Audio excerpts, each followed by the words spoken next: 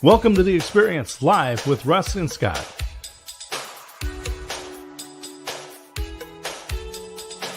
Join us every Wednesday at 7 a.m. Pacific, 10 a.m. Eastern on LinkedIn, YouTube, and Facebook. Learn more about the Experience community at our website, local.theexperience.video, and subscribe to our YouTube channel. The Experience is brought to you each week by these great sponsors. Oregon's most trusted roofing company, Ironhead Roofing. Veteran and family owned. Call today at 541-209-0575. ironheadroofing.com. Make 2025 your best year ever. Set and track your goals with the Independent Planner. Designed for entrepreneurs by an entrepreneur. Supplement your digital calendar. independent-planner.com. Avalos Car Media Group. Ollie and her team are helping entrepreneurs and businesses break through barriers, expand their reach, and thrive on a global scale. acmgdigital.com.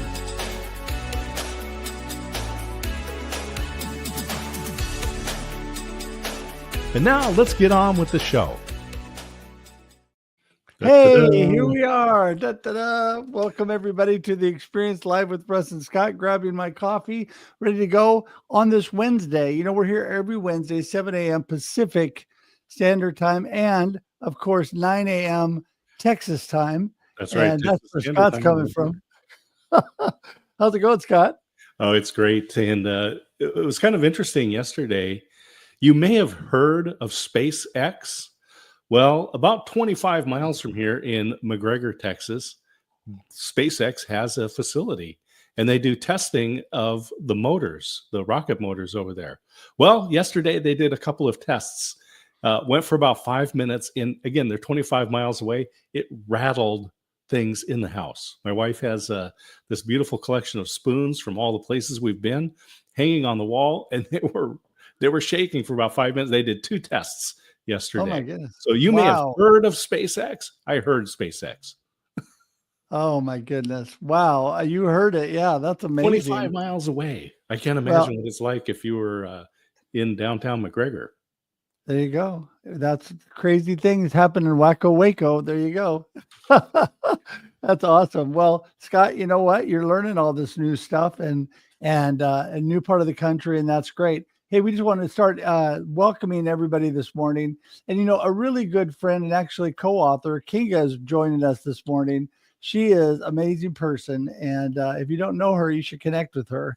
But I am just so thankful for all of you watching, everybody tuning in today. And for those of you who are tuning in, do us a favor. You can share this out right now, because guess what?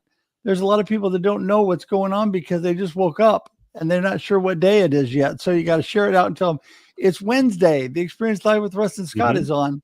Also, Eugene is with us today. They do not want to miss him. So they can tag their friends. Let people know, everybody, that this is happening today, and we would love that. Also want to tell you that we have a great little nifty site that Scott created called the local.theexperience.video. More information on Scott and I, more information on this show and other shows, and the Experience Radio Network, which you want to find out more about. And so go to local.theexperience.video. You can also jump to our YouTube page and subscribe. We'd love you to do that. But if you want to even just go straight there, go to theexperience.video. The experience.video will take you directly to our YouTube page. That is growing, and we're trying to get more people in that community. Maddie and Maisie, my wonderful beagle and cat, are more popular than Scott and I, and so you'll see some of them on there. Yes. Yeah, way more. And in fact, Maddie made an appearance on the Experience Backstage that we have every week before this show. That's at 6:30 a.m.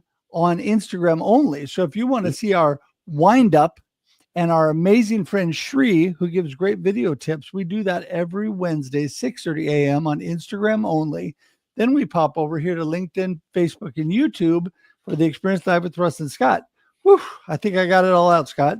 Well, as we're preparing for 2025, and everyone should be preparing for 2025, take some time and reflect. Use the 1,000 thanks hashtag and Yes. reflect on this year and all the things that you're thankful for, all the people in your life, and reach out and send some messages, give them a call and connect with people. But as you're looking at 2025, reach out to Russ or myself if you would like to be a sponsor for the experience on Wednesdays, or the Experience Local on Mondays, which is also broadcast on 2 radio stations, which one of those goes out on TuneIn. So it is all over the planet.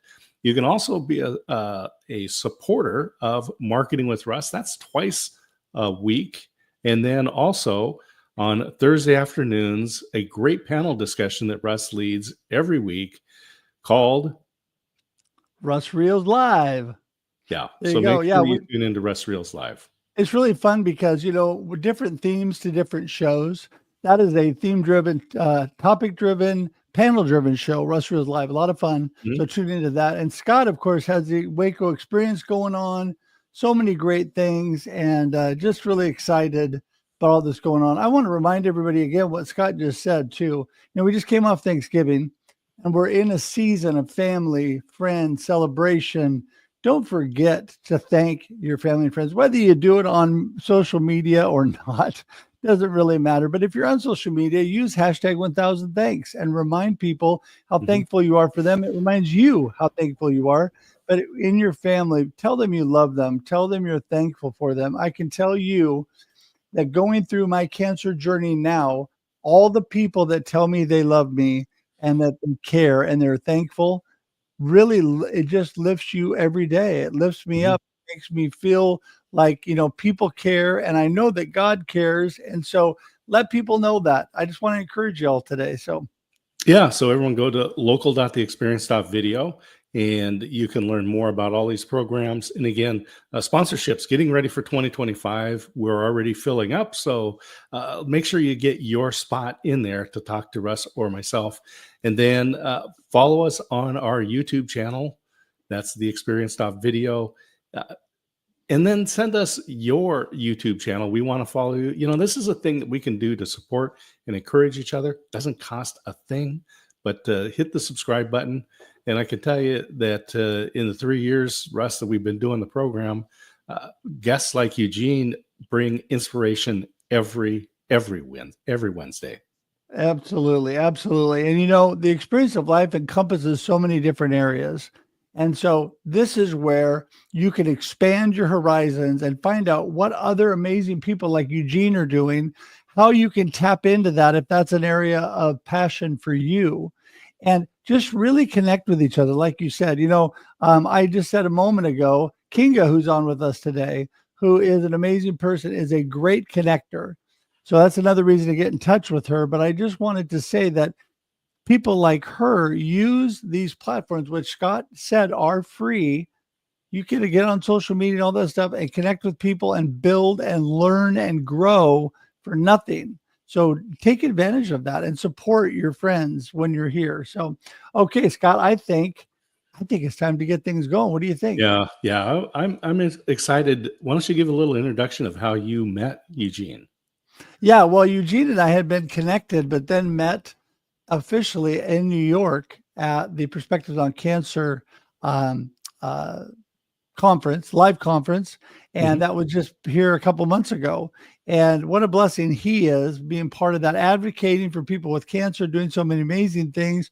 Let's welcome him in, Mr. Eugene Manley. How's it going? Hello, Eugene. Good morning. Good to see you. Thanks for having me on.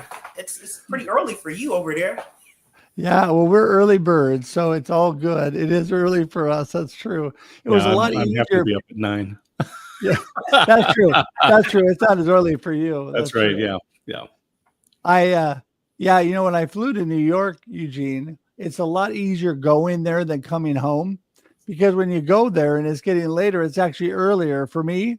So and I was only there a weekend. So by the time my body was adjusting, then I flew back, then it was harder to come back home because then it just had flipped the script on me. So yeah, anyway, hey, give everybody a little info, Eugene. Who is Eugene Manley? What are you up to? What are you all about? So I'm Dr. Eugene Manley, and I guess I run a nonprofit that I launched last year, August, called the STEMM Cancer Health Equity Foundation, or SCHEQ Foundation. So broadly, we're trying to work to increase STEM workforce diversity and improving outcomes for underserved patients navigating the cancer care continuum. And really broadly, we want to make sure more diverse kids have exposure to STEM fields at early ages, help them navigate college and degree transition so they can be in a space where they can excel, and then making sure they're in the workforce and then they can advocate for these populations.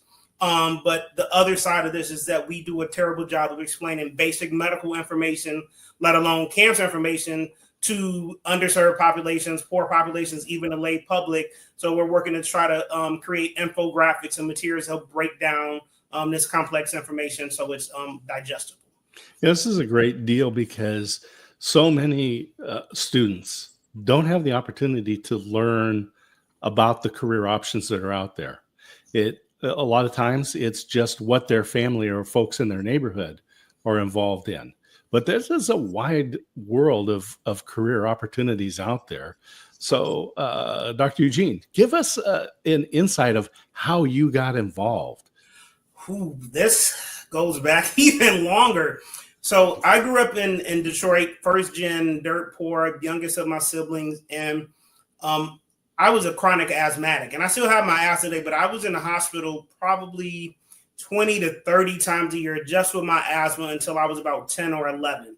Like I could be outside in grass. If I was in grass, like it was just over. And so it was so hyper, like I really couldn't do much, but I learned to be in the hospital a lot and I got used to needles. And I was probably the one kid that's like, oh, you're just going to inject me again. Everyone else is screaming. I'm sitting there like, okay. So, but also I was, so from that perspective, I was always interested in medicine.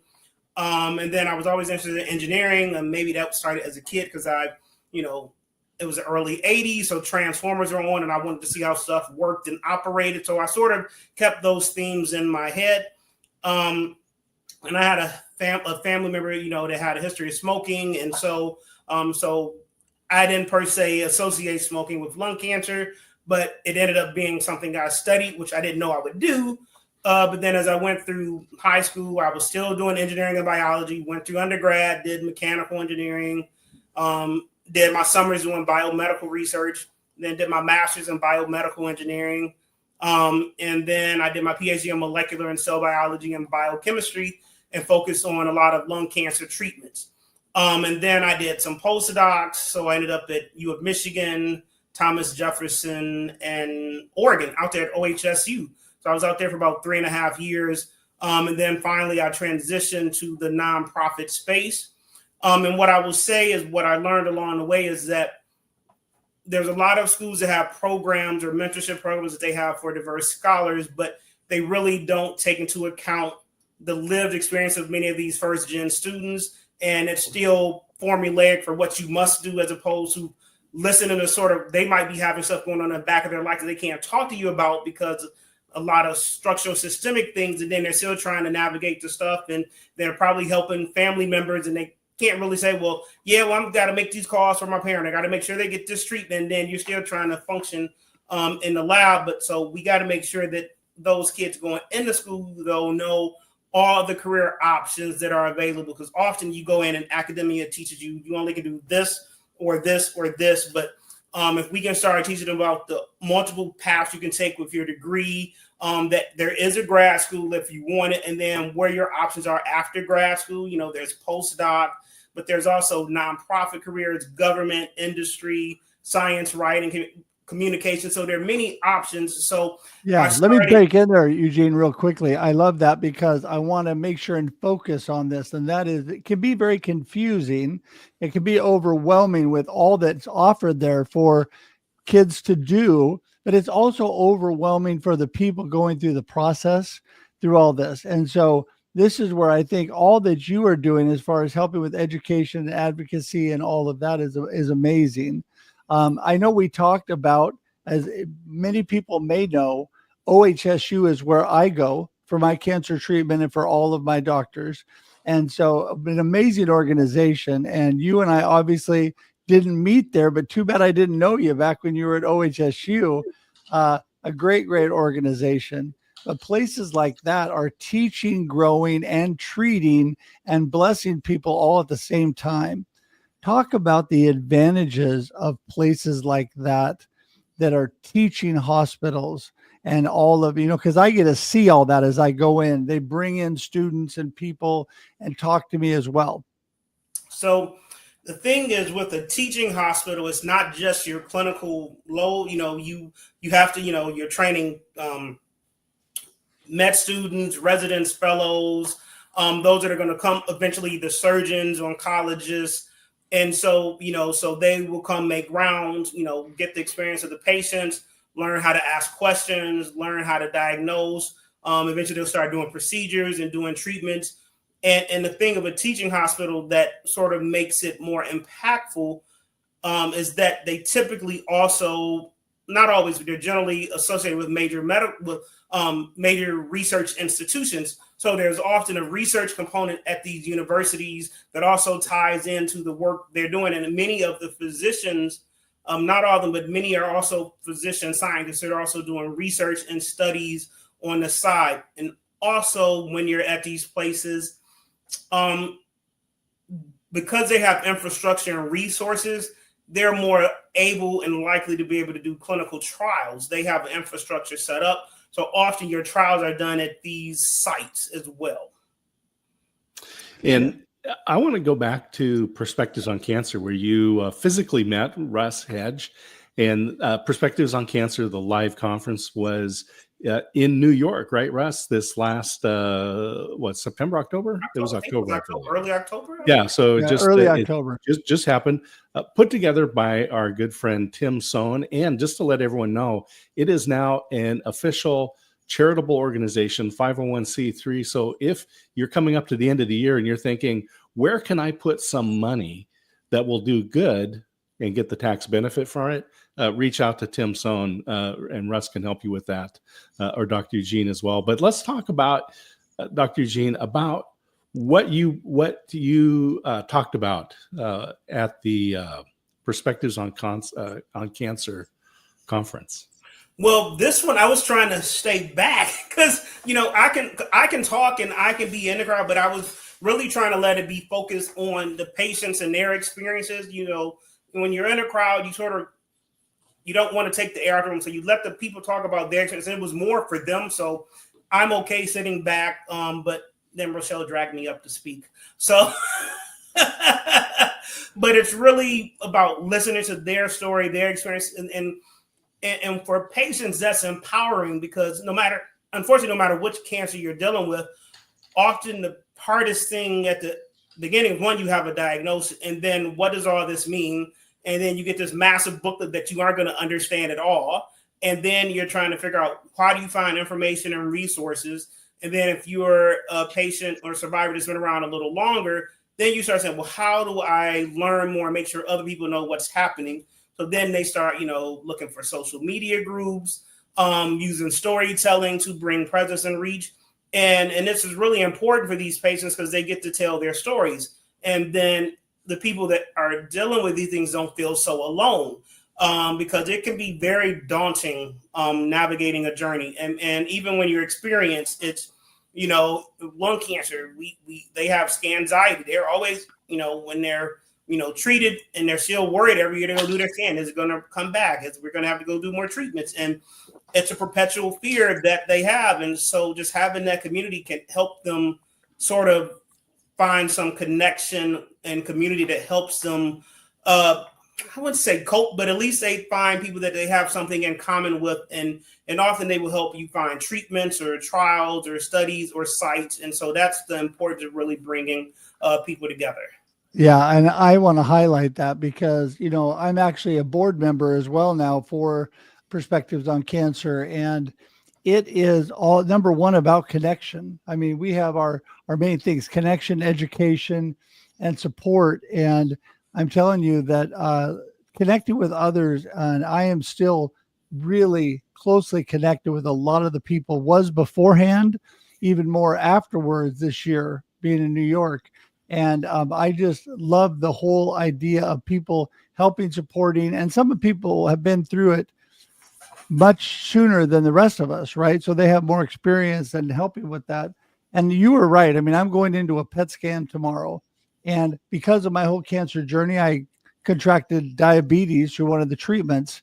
And so that makes it even more difficult because last time I had the big fail on my PET scan because my blood sugar went wacko and I couldn't do it. So we're trying a new thing this time to manage my blood sugar, but there is always that little bit of apprehension. I don't worry really about things. I'm always trusting God and believing for good, but still you're a little apprehensive and want to know the results. You want to know, where are you? And so tomorrow I'll find that out, or the next day when I get that information. But I understand that it is all about supporting people and realizing, hey, you know what? There's people here for you. And I think that's so important. So Eugene, I know that you're involved in a lot of organizations, and you just got back. Tell us some of the conferences you just got back from. The one immediately I just returned from, like late last night, was the National Lung Cancer Roundtable. And National Lung Cancer Roundtable, or NOCRT, is about a consortium of about 230 different organizations, all doing different aspects or similar aspects across lung cancer. It can be pharma, nonprofits, patient advocates, hospital systems, CDC, NIH. So they're all coming together, and they have probably 8 to 10 task groups. I haven't looked at the task groups in a while. I'm on the stigma and nihilism task group and the health equity task groups. But the task groups help also define initiatives and programs that'll probably become priority areas for the consortium. And the beauty of the consortium, it's been around, I think, 7 years now. And this is the largest meeting they've had to date.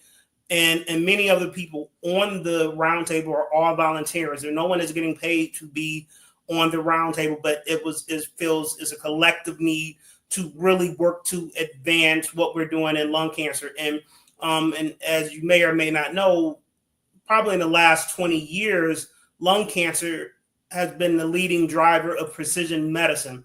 EGFR was discovered in around 2003, and that was really the first biomarker. And since then, we are up to probably about 11 biomarkers for lung cancer. And then we have some immunotherapies, and then they have combination therapies, radiation therapy. And so what we now have is patients have more hope than they had in the past. But sadly, not everyone is still getting biomarker testing. Like if you have a potential lung cancer diagnosis, you should always be able to get your NGS testing and get tested for those 11 biomarkers. And sadly, many people only still get 1 to 3 of those biomarkers. And it's really unconscionable, because if you get your biomarker testing, you likely have a therapy that could, extend your life and maybe even have, longer tumor-free periods. But so many people don't get it. And part of it is insurance. Part of it is denials, trying to, just already to get a diagnosis, trying to get follow-up. And lung cancer is just so hard to initially diagnose. And sadly, we're starting to see, which is tricky, we're starting to see people develop lung cancer at earlier ages, and we still don't have risk factors for those. So I know Russ is going to bring us into winding down pretty soon here, but I want to ask you some things. I love that you talked about listening, and it's so important to listen to the patients and to their families. But people on the outside want to help. They want to say something. Can you tell us some things that people shouldn't say and things that people can say when you're trying to talk to somebody about their journey? Well, some key things, simply in lung cancer, since there's a lot of stigma. One you should know, anyone with lungs can get lung cancer. Sadly, we had all these strong anti-smoking campaigns in the 80s that use all this graphic imagery. So unfortunately, now people think that, if you have lung cancer, that you have to have been a person that smoked, and then that you deserve to get it. And neither is the case. And even if you were a person that smoked, you still don't deserve to get lung cancer. You deserve to get any treatment and option that's available to you. Two, we have so many therapies now that are extending lives. Before in the 80s and even 90s, we only had chemotherapy and radiation, but that was just not going to help people. Really listen to what they're saying. Don't try to, if they say something, don't try to equivocate something they said with something you're experiencing if it's not cancer. And sometimes you just need to, sometimes sit back. Sometimes they may need food. They may need transport. They may need help with their kids. They don't always know what they want or need, but just try to listen and try to help as necessary. But yeah, and the really thing is just don't victim blame. It's enough to go through the diagnosis and the treatment and the follow-up stuff. And so really making them still feel like they're human. Because, when someone gets breast or prostate or colon, oh my God, we're so sorry. How can we help? But then oh, well, you deserve to get, and that is not remotely true. Well, and it's also true, Eugene, that people like myself, where the cancer metastasized and goes to other parts of your body, it went into my lungs. So I have got it from my foot to my groin to my lungs to my brain. By the way, everybody that doesn't know this, praise God, the tumor in my brain is, through the last MRI after radiation, is mostly gone.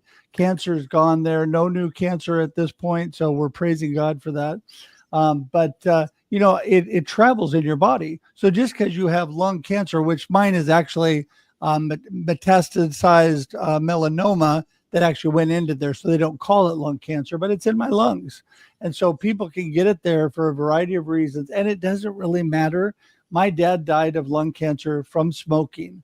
And I can tell you, I was anything but, I wasn't surprised. I mean, I'll be honest with you, I wasn't surprised because of his lifelong smoking, but I was nothing but supportive and loving through the process, because nobody deserves to get cancer. Nobody does. So as we wind up here, Eugene, give everybody your highlight. Got a couple minutes left. Give everybody your highlight and what kind of your gold nugget, what you want them to remember from today's discussion, and then let everybody know how they get in touch with you, because all right, I'm excited.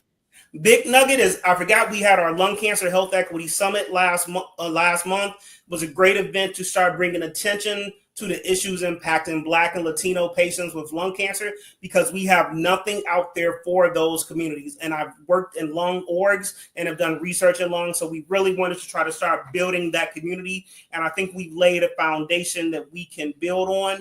I think the key nuggets are just, always ask questions, always ask for second opinions, always understand your options.